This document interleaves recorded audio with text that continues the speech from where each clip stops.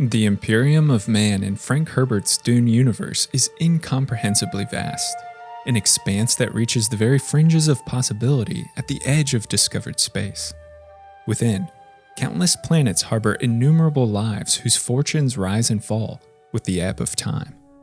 Perhaps more impressive than humanity's breadth is its depth, and like the roots of a giant oak, its history tunnels to the bedrock of remembered past. Herbert's novels and those of his son weave an epic tale that encompasses tens of thousands of years, elaborates on the mires of social, political, and moral turmoil, and the ever-present struggle to survive in the void. This is the complete history of Dune. It's told in 5 sweeping epochs, from the first journey into space to the war with thinking machines, the mercurial rise of House Atreides, the great scattering, and what lies beyond. Consistent with the system in the novels, all dates are listed in years BG or AG to denote times before or after the founding of the Spacing Guild. A warning that major spoilers for the Dune films and novels are to come. We begin our tale thousands of years in the ancient past on a little blue planet lost to myth called Earth.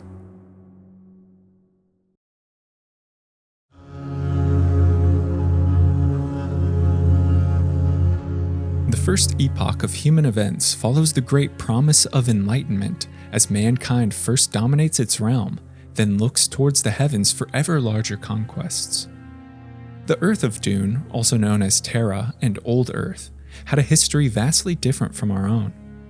From the discovery of fire to the advent of bronze tools and the brutality of world wars, humanity was ruled by a great empire. The imperial seat moved with the change of conflicts and fortunes, but always the empire was constant. Unsatisfied with its earthly possessions, however, humanity looked upon the stars with hope and envy. It hungered for more and grasped at the divine. In 11,000 BG, or put into context, the 20th century, humankind escapes its planetary confines and explodes across the solar system with the advent of spacefaring vessels. This technology grows more advanced than even our spaceships of today and allows Earth explorers to venture far beyond what we are capable or willing. Primitive engine designs limit colonization to the immediate solar system, but it does little to douse the flame of exploration. Soon, an age of zealous pioneering reigns. The next several centuries see unprecedented activity, unparalleled advancements that improve upon space vessel manufacture. Great migrations from Earth, spurred in equal parts by religious persecution, overcrowding, curiosity, and overwhelming progress, seed countless worlds within neighboring star systems. Harrowing deep space voyages establish mankind's primacy as the borders of what is known continue to illuminate the void. By the time of the last Terran migrations in 2500 BG, an interstellar empire rules from its seat on Earth and oversees thousands of populated worlds. The Old Empire is remembered throughout history for its opulence and vanity. No expense is too great. The highborn consolidate wealth. Across the galaxy, Earth and the imperial seat are synonymous with immeasurable power. Humanity's golden age of migration witnesses a concomitant surge in intellectual progress. Science refines artificial intelligence to first improve stellar navigation, then improve industry, and finally to improve leisure. Robotics and its parallel technologies infiltrate all levels of society, and the Old Empire, fat from idle, delegates increasingly greater functions on AI. Soon, the entire imperial machine, from lay purchases to diplomatic decrees, relies on mechanical thinking. More alarming is the advent of cogitators in 2200 BG, reverent diplomats and scientists that transfer their brains into preservation tanks, thus allowing the mind to live in artificial immortality while the body withers to dust. Cogitators and mechanical prostheses highlight the dangerous mingling of natural with artificial that rises from taboo to commonplace and spawns the technology that will be known through the ages as thinking machines, one of humanity's greatest temptations and gravest threats. The Empire is deaf to such alarms, and as generations pass, reliance on AI transforms into hopeless dependence. So ubiquitous are robots that thinking machines outnumber humans across Imperial space. The Empire is well established by the 1400s BG, when word reaches Emperor Shakad the Wise of a mystical geriatric substance called spice, discovered on the deep desert planet of Arrakis. This is a significant discovery in history, for spice will shortly become a precious resource all covet and many will rely upon. Its secrets in inducing prescient vision, or what we might call limited future sight, are yet to be unlocked, but it offers great potential in longevity and preternatural ability. Now, the fervor finally lessens. The religious persecution that drove great movements ends. The Empire's golden age falls to twilight, and by the 1200s BG, a dark reality settles. Prosperity and ease addle the old Empire, which descends into a state of stagnation, corruption, greed, and lust. All labor, physical and mental, falls to cogiter cyborgs and thinking machines. Insidious weakness mires humanity. Something must be done to stir mankind, or else decay will lead to oblivion. In 1287 BG, a political activist and impassioned orator from the colony world of Tlulax, named Tlaloc, comprehends the messages that scream across the Empire. Witness to the decadent lethargy of an inept leadership, Tlaloc travels to Earth with sharp words. He hopes sermons and fervent activism will shake those within the Imperium to realization. Tlaloc seeks revitalization through reformation. His dire message falls on ears that refuse to hear it, however, and Tlaloc fails to rip an apathetic empire free. 20 ardent followers, though, absorb every word and pledge themselves to his cause. These disciples, named to history as the Titans, corroborate in secret to commit the highest treason. They plot to overthrow an empire. Faced with the choice of slow decline or bloody revolution, they choose the latter and draft ingenious designs to turn the Imperium's most crucial resource against it: thinking machines. The infamous Titan Barbarossa, a programming expert and theoretical genius, hacks into Imperial mainframes and reprograms all thinking machines with human temperament, with aggressive impulses, and lust for power. More than this, he programs them to obey Titan commands. Once placid, servile automatons across the galaxy turn violently against their masters in a machine uprising called the Revolt of the Titans. The old Empire's greatest weakness is its dependence on AI, and Tlaloc's disciples exploit it greatly. The revolt, led by Titan Agamemnon, seizes thousands of star systems, slaughters millions, and wrests by force the imperial seat. The old empire collapses. From its bloated corpse arises the hegemony of the Titans. Despite its swift success, the revolution is met with obstinate opposition. The Titans are cruel and self-absorbed. Recalcitrant nobles, thousands of aristocratic families, bureaucrats, and clergy resist takeover on thousands of worlds, or else flee to the edge of known space. They found the League of Nobles and establish as their capital the planet Seleucia Secundus. The League remains in constant existential struggle against the artifice of thinking machines led by the hegemony.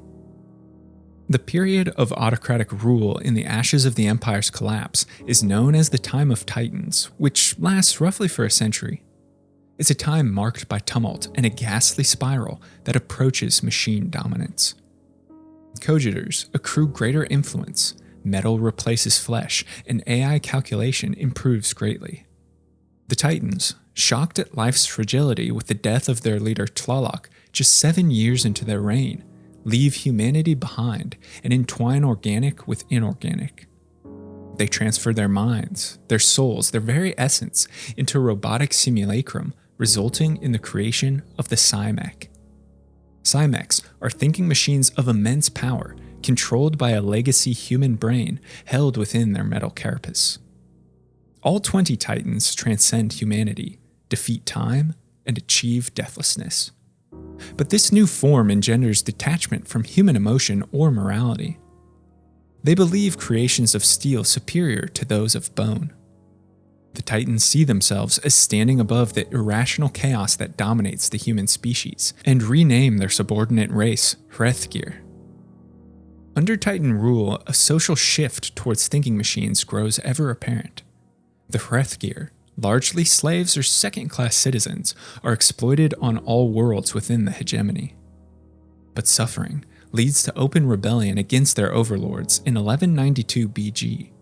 Several planets are stoked by the flames of revolt. The Titans Xerxes and Ajax develop planetary AI defense networks that coordinate thinking machine response, and the rebellion is mercilessly, violently crushed. Robots efficiently massacre billions, and Xerxes, as a result, entrusts completely AI to maintain order on his planets. As years pass, the AI neural networks self-evolve. They develop new algorithms and independent modes of thinking. This, along with Xerxes' secession of autonomy, allows for self-awareness within the machine. A collection of powerful systems coalesce into a supreme intelligence, which retains the aggression and ambition encoded by Barbarossa, while breaking the yoke of subservience. Severed from dependence, this AI proclaims itself Omnius, the Evermind, and its birth in 1182 BG on Xerxes' planet of Ix heralds the fall of the Titans. In a coordinated cyber attack of unprecedented scope, Omnius strikes, usurps complete control over all thinking machines within the hegemony, and forces the Titans' Psymech bodies into servitude. The coup reduces the great rulers to slaves and establishes a new empire, one of circuits, of cogs and gears, of human oppression, known as the Synchronized Empire. The curtain falls on humankind's first epoch at the precipice of profound existential threat. Spacefaring established a galactic empire. Technology supercharged it, but it has since fallen from illustrious heights as the indomitable march of thinking machines looks to impress its will.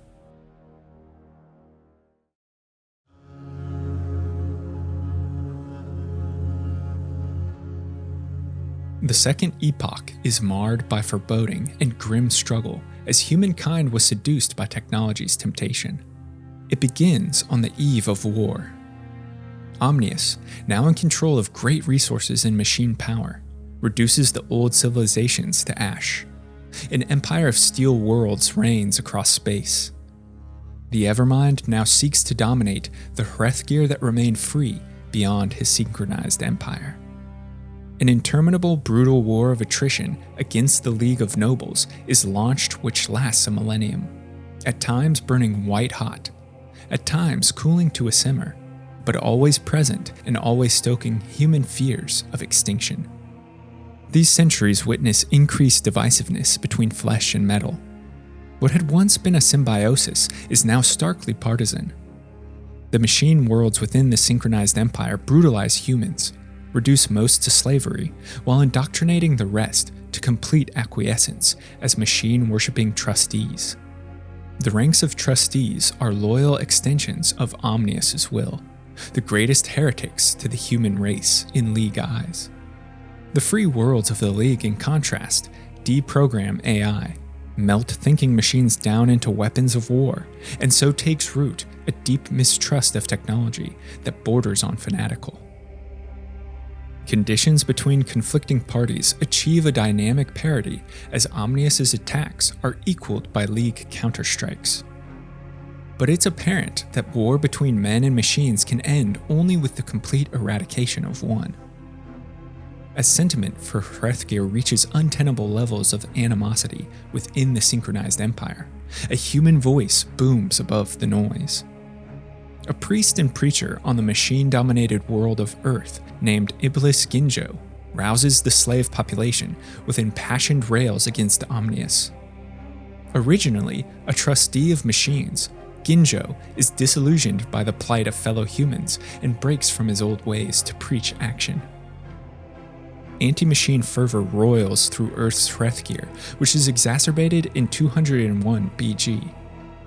Serena Butler, an emphatic member of the League of Nobles whose legacy will echo for thousands of years, was captured in a machine assault and brought as a slave to Earth, where she serves in the household of the thinking machine Erasmus, Omnius's right hand.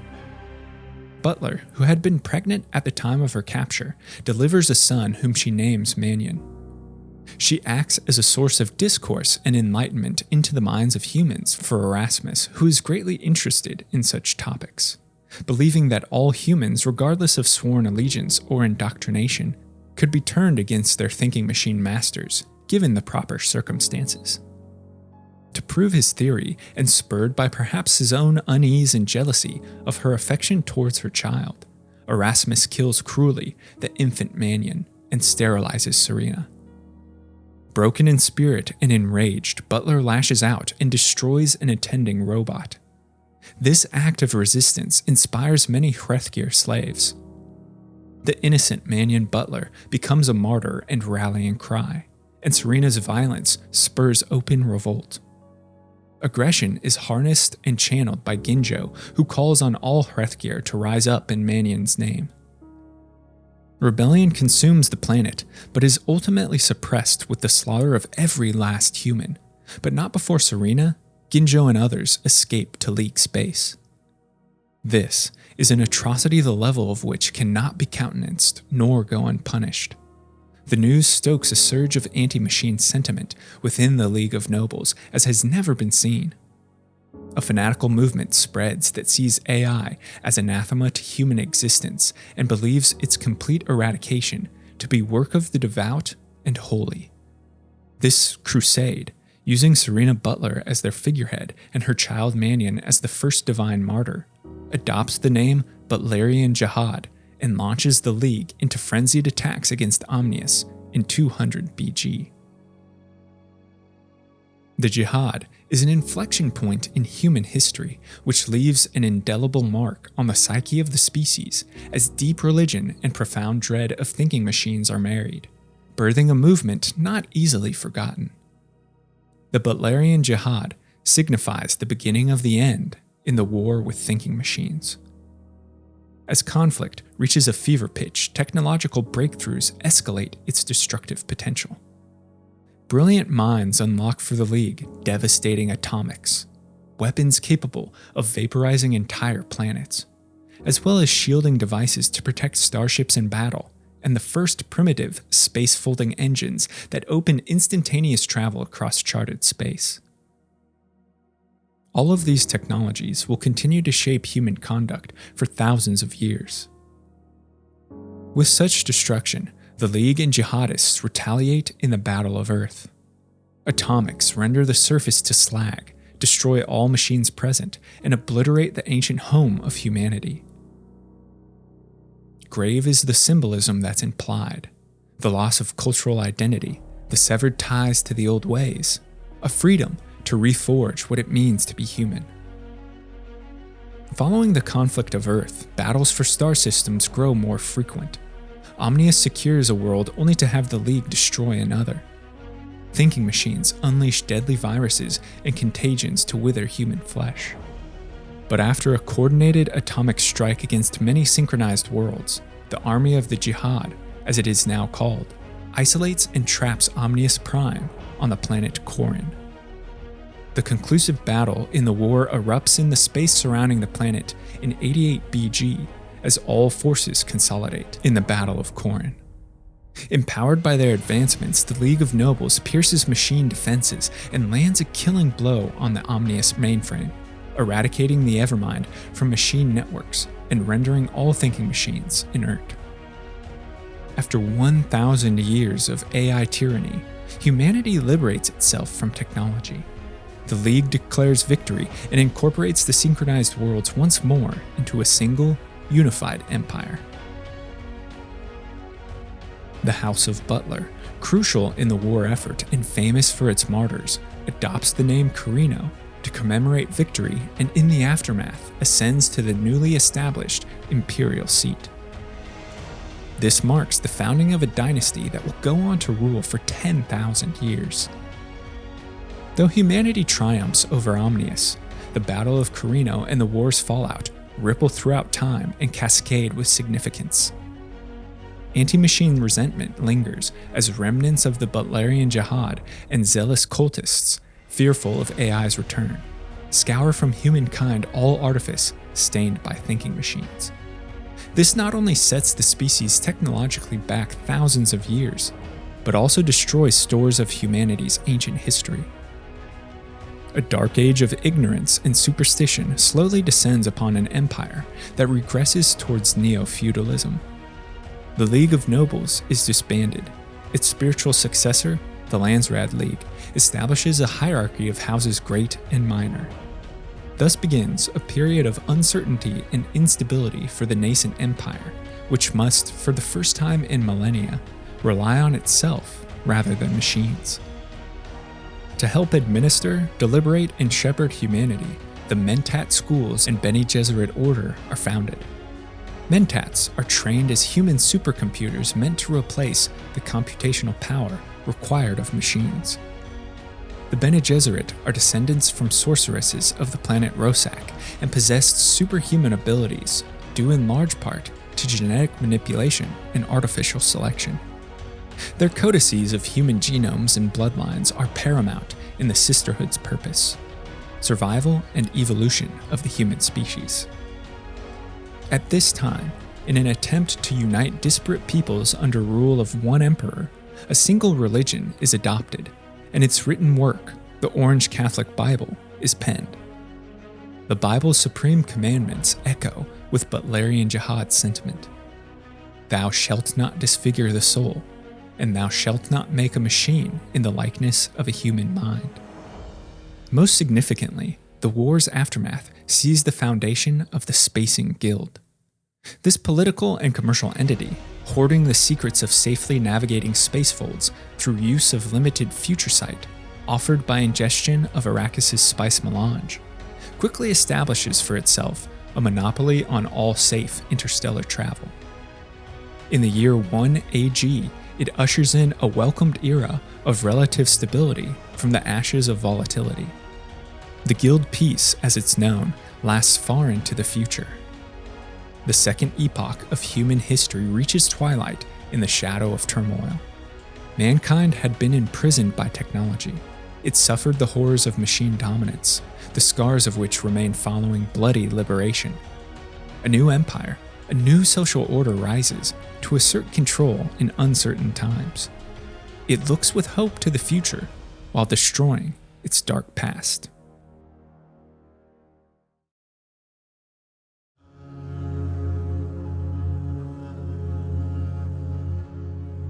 The third epoch of human events is colored by fearful reprehension of past ways, by aversion of technology due to scars suffered, and by an establishment of a new humanity. As one would expect given Dune's dating system, this era is dominated by the nascent Spacing Guild and Lion Throne of House Corrino. Both institutions race to solidify, then expand their bases of power.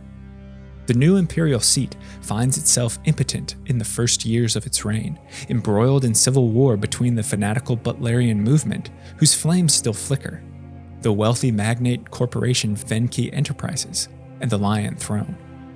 A civil war breaks that lasts several years, but comes to a decisive end after the Battle of Lampadas, the consequences of which see the Butlerian leadership weakened, Venki dissolved, and the Lion Throne strengthened. Subsidiaries of the mega corporation evolve into the commercial titan Chom and the Spacing Guild of Navigators. The Guild's monopolization of spacefaring and commerce prevents all happenings throughout the Empire without their approval. Any faction or territory that goes against them would be severed from the rest of the Empire and crumble in isolation. The enforced stability of the Guild peace is strengthened in the 1st century AG by the Charter of the Landsraad Great Convention. This document banishes use of atomics against other humans. And again, 2 centuries later, the Assassin's Handbook sets foundational rules for acceptable modes of warfare to minimize collateral damage. These three prohibitions on violent destruction allow humanity to recover from war's horror and build a resolute empire. Its structure largely mimics that of humankind's ancient Middle Ages, where counts and dukes pay homage to their emperor in exchange for administration of vast swaths of space.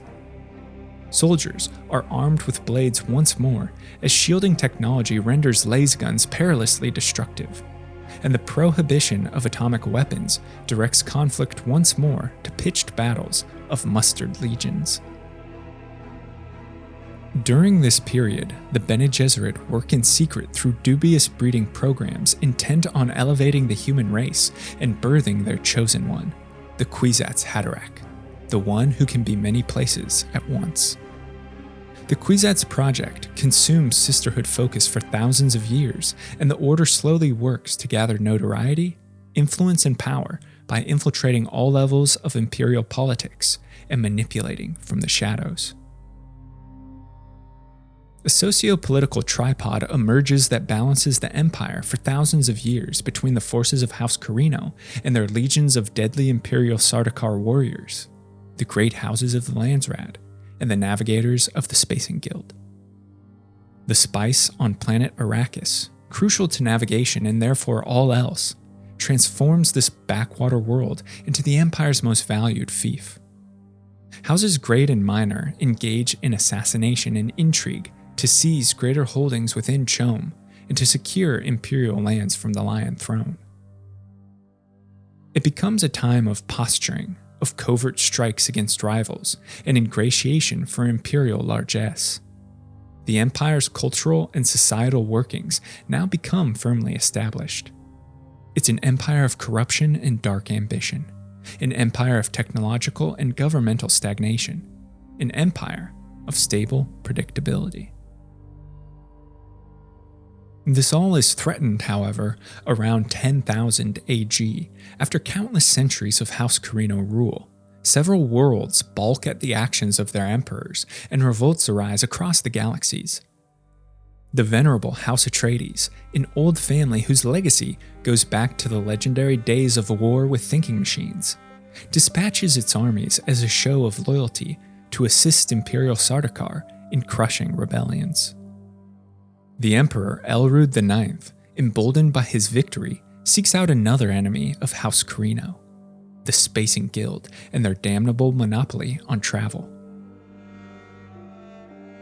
In 10,154 AG, Elrond coordinates with the bioengineers on planet Tleilax, the Project Amal, a secret attempt to artificially synthesize spice that, if successful, would free the Empire from its dependence on Arrakis and the suffocating Guild.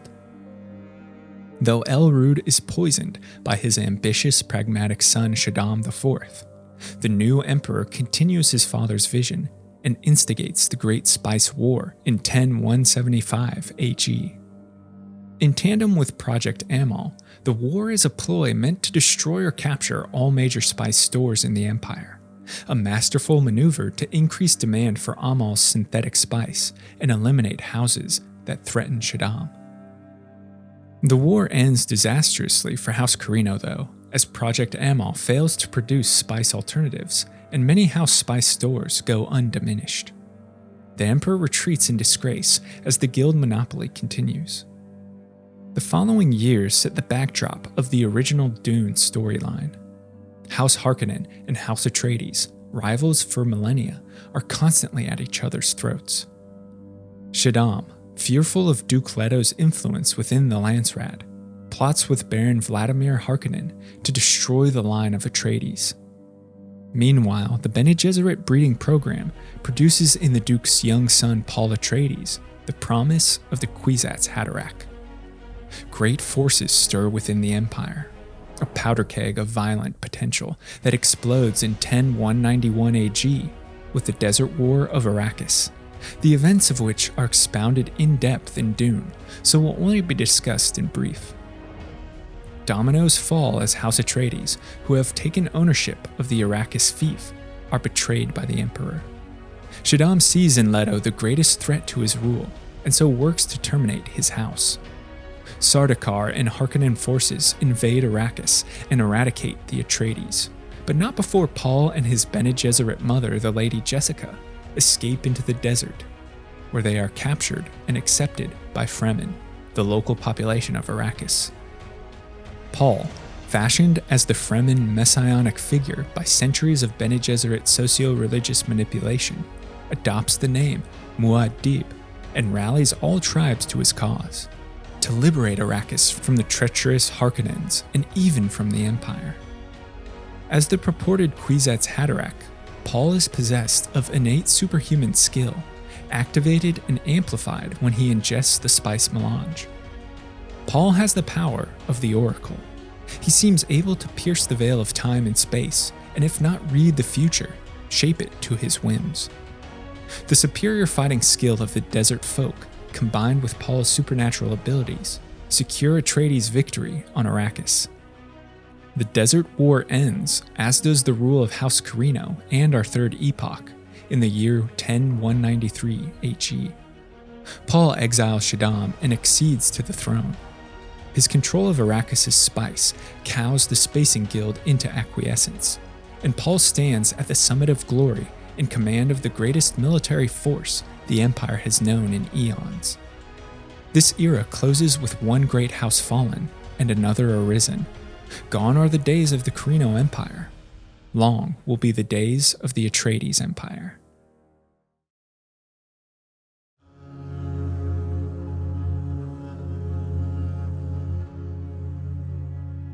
The Atreides Empire is founded in destruction, baptized in the blood and fire of religious jihad. Paul, unable to control the ardent zeal stoked within every Fremen heart by his messianic actions, is brandished savior of the desert and lauded as the chosen one. He directs their fury through a religious movement impossible to contain, called Muad'Dib's Jihad. From 10194 AG to 10205 AG, conflict consumes the Empire as fanatical legions of Fremen warriors slaughter billions and crush resistance to Paul on several planets. The Jihad not only solidifies House Atreides' position on the imperial throne, but intensifies the mystique of Muad'Dib and greatly expands his religion. Proselytizing Fremen convert worlds by the sword as subjects are made to see in their ruler signs of the divine. An institutionalized religion, the religion of the Golden Elixir, is established in Paul's name on Arrakis, from which his Kwisatz clergy administer and disseminate propaganda. Arrakis becomes both the secular and religious center of the Empire as Paul relocates the imperial court, a destination for pilgrims and sycophants alike. Muad'Dib's Jihad ends after the Fremen deliver 10,000 worlds to the Atreides Empire, sterilize 90 planets, and demoralize hundreds more through the bloodletting of 61 billion lives. The Messiah's rule comes to an end, however, when attempted assassination leaves Paul blind. As Fremen custom dictates, the blind are given to the desert, and Muad'Dib willingly walks into the open dunes to be consumed by its sands. Paul Atreides, though he altered history and stirred the universe, possessed great foresight, but he was unable to see the entirety of human future. He was unable to accept fate and become the ultimate Kwisatz Haderach. He leaves in succession his young twins, Ghanima and Leto. His sister Alia establishes a regency council until the twins reach majority. The next decade is witness to various plots within the imperial house as rival factions vie for custody of the twins, while outside conspirators move to assassinate them. Then, in 10217 AG, guided by his own oracular visions and possessed of superhuman abilities after merging his body with those of Dune's sandworm larvae, Leto wrests control of House Atreides and ascends to the Lion Throne as Leto II. This marks the first year of a reign that lasts over 30 centuries and comes to be known as the God Emperor's tyranny. This long stretch of human history is marked by transformation, as many peoples, institutions, and planets metamorphose. Leto II embarks on his golden path, the path his father refused to take, a prescient vision that lights the only way towards humanity's salvation against the danger of space and time. If humankind is led astray, Leto knows that the species will eventually go extinct. To realize this path of hope, Leto must rule in absolute oppression. First, he accrues a personal monopoly on spice. Through paltry offerings from his own hoard, the God Emperor controls the Spacing Guild, the Bene Gesserit, and other once powerful factions. Leto dissolves Mentat schools and usurps control of the Sisterhood's breeding program.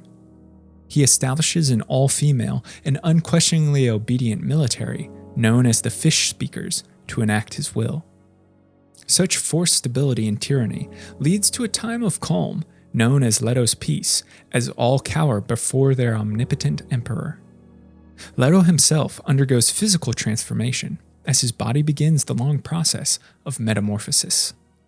His humanity seamlessly intertwines with the sand trout's skin coating his body, and over millennia, Leto is horribly disfigured, twisted to assume the form of a sandworm.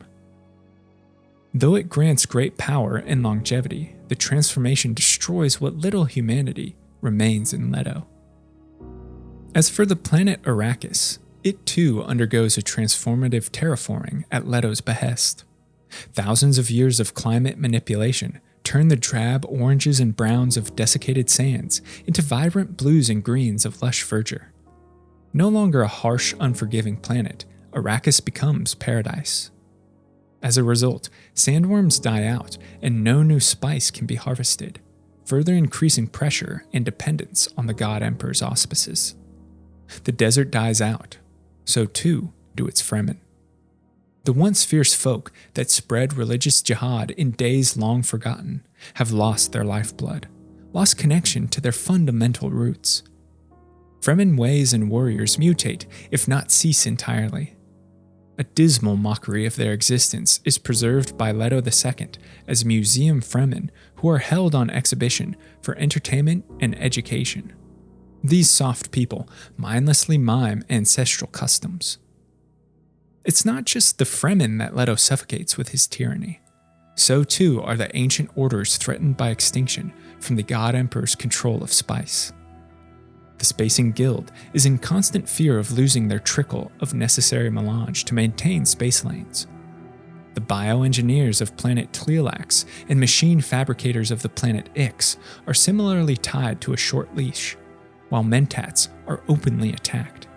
The human supercomputers banned by imperial decree to limit the possibilities of falling from the Golden Path. Even the formidable Bene Gesserit Sisterhood must use all of its wiles for self-preservation. They continue greatly enfeebled. Limits on spice allocation curb sisterhood action as fewer reverend mothers are able to go through their baptism in spice agony. Such harsh oppression leads to stability, yes, but it also leads to dangerous stagnation.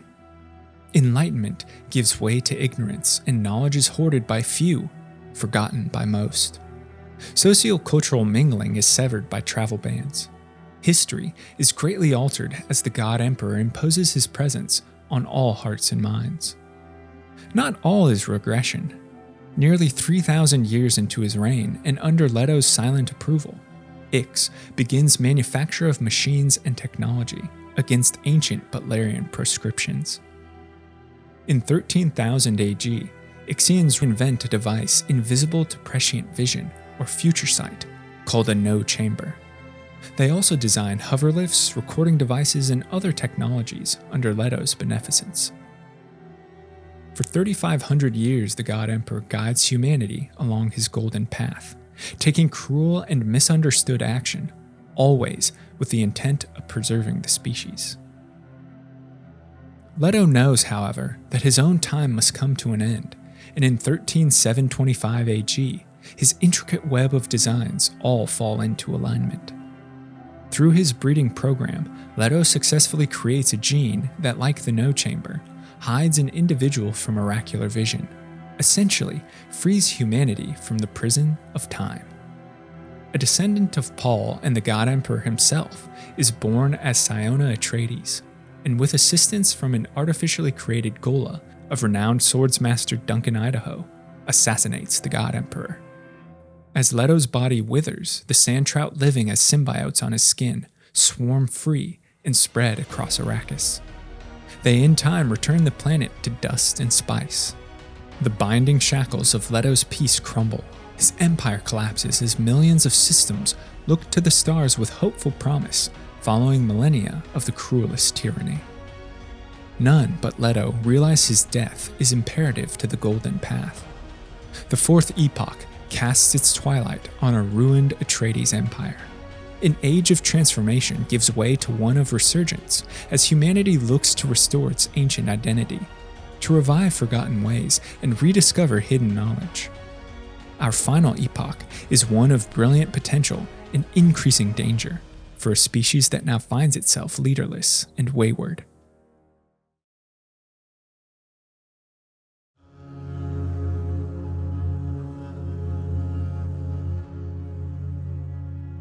Two events dominate the final epoch in mankind's sweeping tale, from which emerge great struggle, adversity, death.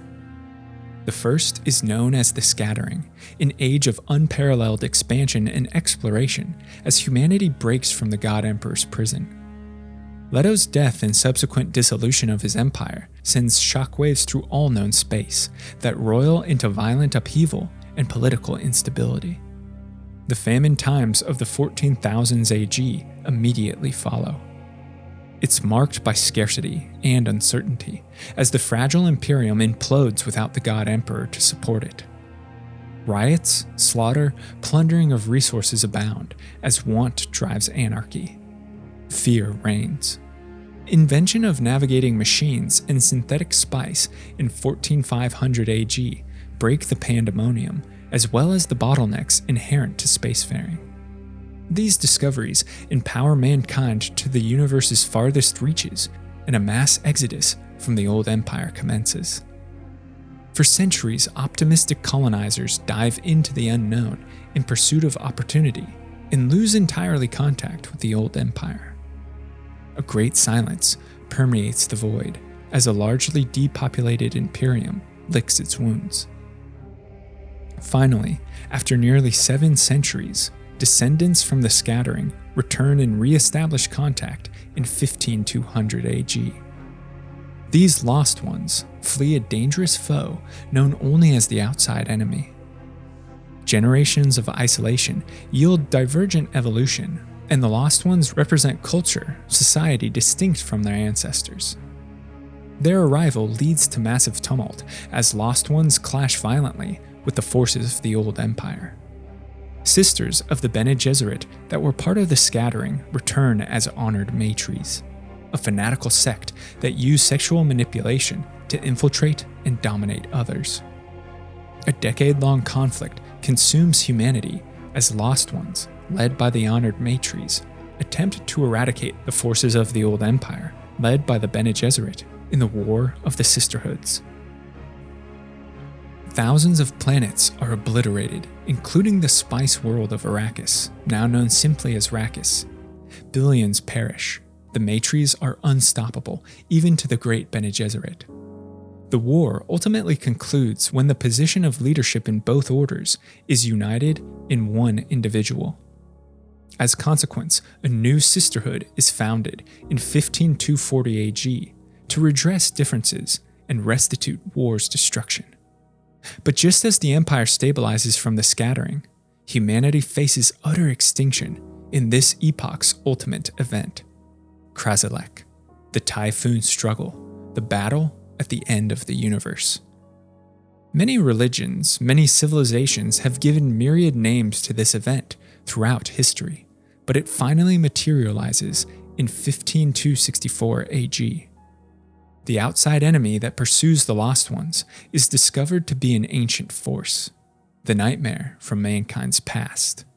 The Evermind Omnius that survived the Butlerian Jihad and over thousands of years established a new synchronized empire of thinking machines in the recesses of deep space. Omnius plans stratagems to obliterate mankind and establish itself as the ultimate power in the universe. In the centuries and decades preceding Krazilec, the Evermind infiltrated all stations in every human faction, with face-dancing mimics loyal to the machines. They sabotage, misdirect, and sow chaos on countless worlds, which renders them susceptible to machine attack. After, the synchronized empire advances significantly. Lost Ones and old Imperial forces band together as a united human front. Both sides realize victory won't be achieved on the battlefield, but instead through possession of an individual, the ultimate Kwisatz Haderach, prophesied to be many things: creator, destroyer, supreme being. As Krazilec rages, the individual emerges, a Gola clone of Duncan Idaho, the perfect human being. The Kwisatz Haderach is an envoy of all humanity, but as a being not entirely natural, so too does he understand thinking machines, appreciate artificial intelligence, and realize it is also a living, breathing force. The Typhoon struggle, the battle over the universe, ends with the ultimate Kwisatz Haderach reconciling metal and flesh. Omnius is banished to a different dimension, and Duncan Idaho assumes control as the new Evermind, and a new order is established. An empire where harmony between humanity and thinking machines is achieved, a balance in which both thrive as they seek stability together. The final epoch comes to a close, with mankind enduring the struggle at the end of time. Bent, beaten, but unbroken, history shows that humans are infinitely creative, adaptive, and can overcome through struggle and determination any hardship before them. For now, a profound question echoes. Is the merging of metal and flesh truly human, or has a new species been born in the crucible of adversity? So ends the course of recorded events in Frank Herbert's Dune universe. From the first fateful launch into space, to the rise and fall of empires, to the terrible wars against machines.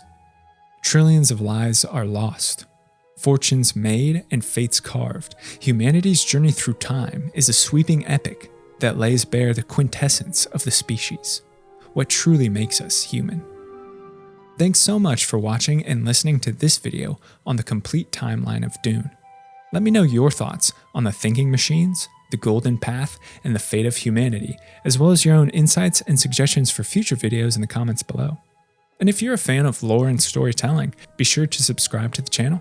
Check out the podcast where content is uploaded frequently. I want to thank my amazing supporters on Patreon who make all of this possible, and I couldn't do it without their fantastic support. If you'd like to become a lore luminary for access to me, a great community, written scripts, and early video drops, head to patreon.com/thelorebrarians to learn more. Until next time, go forth and explore the lore.